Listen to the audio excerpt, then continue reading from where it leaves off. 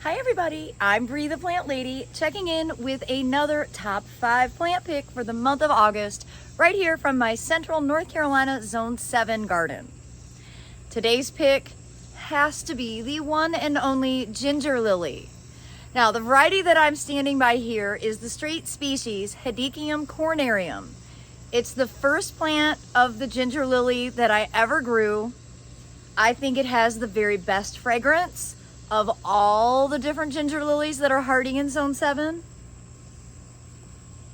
It's very reminiscent of a gardenia, and it just is a fragrance I can't get enough of.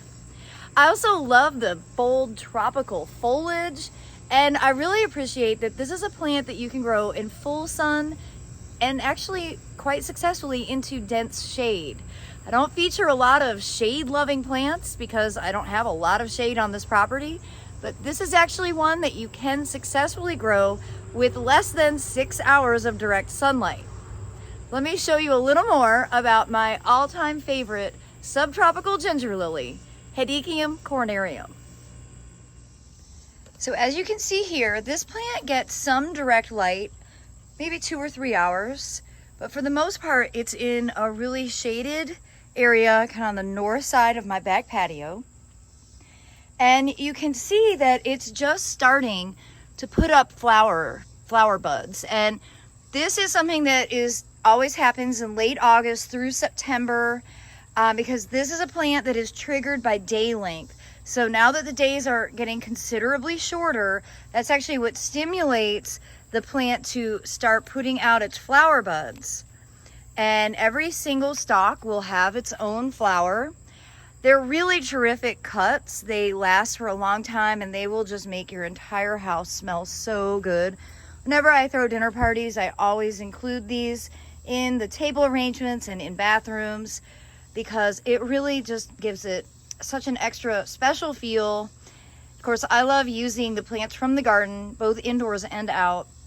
And really, my life would not be complete without ginger lilies, particularly this variety or this species, Hedychium coronarium. So you can see what the roots look like. They kind of grow, I guess as tubers underground, and you can divide them quite easily. And you know, in some of these cases, they really need to be divided in this bed. Because you see some of them are flopping over. But they do look very much like a ginger root. I've never cooked with it. I mean, this is not the ginger that you eat. I mean, I don't think it's poisonous, but I've never heard of anybody eating it. But you can kind of get to see how you could easily divide it and spread it all over your garden. So out here under the live oak, which provides a ton of shade, you can see I have a reversion of Dr. Moy growing really successfully. I say reversion, this is actually Dr. Moy. You can see it's variegated, and these actually produce sort of peachy flowers, which are quite pretty, but really lack the fragrance of the species coronarium. I say reversion also because some of these plants are like completely solid green. It really should look more like that piece down there that's highly variegated. So until this moment, when I came out to make a video, I've never noticed damage on Hedychium leaves. But I have something happening here. Obviously, some sort of leaf miner. I need to look it up online to see what's causing this damage. I have not paid attention to it at all. It seems to be exclusively on one plant that is flowering. And here you can see those beautiful flowers, which again are great as cuts, but this one does not have the same fragrance. And really for cut flower, that's what I'm looking for. There are so many different varieties of ginger lily, and I haven't gone and collected them all, though I feel like I need to. It's just a plant that I think for zone 7 and warmer, it's It's really a plant that everybody should grow because of how easy it is, how tolerant it is of sun to shade.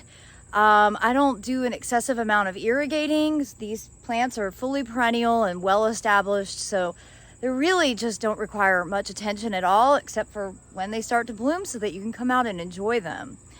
If you live in a colder climate, you could probably grow these successfully in a container and then like bring them into your garage or basement to overwinter, keep them dry. But again, you know, I'm here in central North Carolina. It's hot, it's humid, and you know, these are one of my favorite all-time perennials to be able to include in the garden for their amazing tropical texture. So I hope you'll be inspired to collect some Hedychiums for yourself.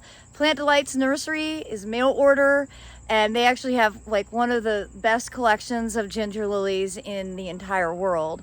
So if you have the opportunity to visit there, they aren't far from me, about 20 miles away, or you can check them out online and see what their availability is. Well, be sure to tune in tomorrow for another top 5 pick for the month of August, right here in Zone 7. Thanks so much for watching, everybody.